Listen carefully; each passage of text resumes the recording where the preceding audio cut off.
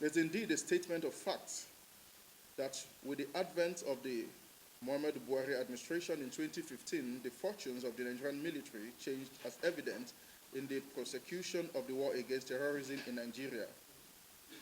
A cursory look at the available indices indicates that there have been substantial gains in the fight against Boko Haram terrorist group.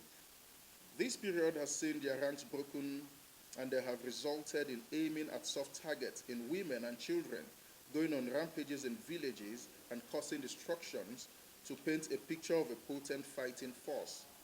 However, in truth, they are in disarray. The troops have displayed the right mental balance in the prosecution of the war, and this has led to tangible gains recorded so far.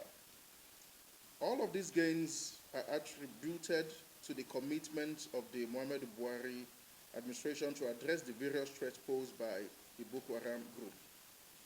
Now, our recommendations on this after the extensive study of the Boko Haram crisis between 2010 to this moment, we're asking all stakeholders to join hands with the federal government in the war against terrorism in Nigeria. The political leadership in the country must desist from attempting to undermine the efforts of the Nigerian military by engaging in the acts that are counter-progressive in the war against terrorism.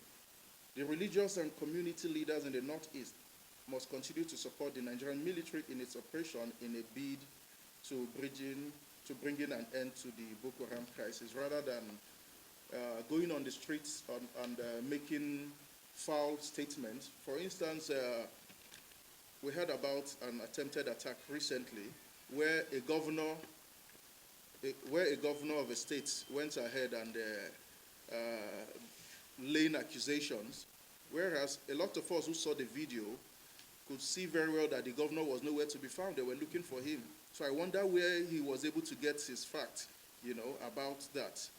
There was a time when most of these formations were actually changed, and the military looked at the civilian JTFs and the vigilantes.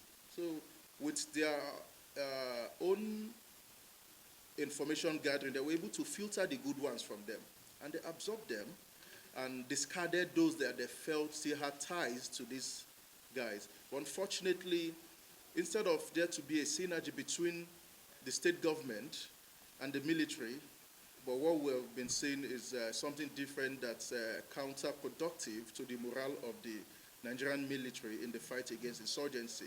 So we urge political leaders and religious leaders to stay away from being unnecessarily emotional about these things, so as we can end the war against terrorism.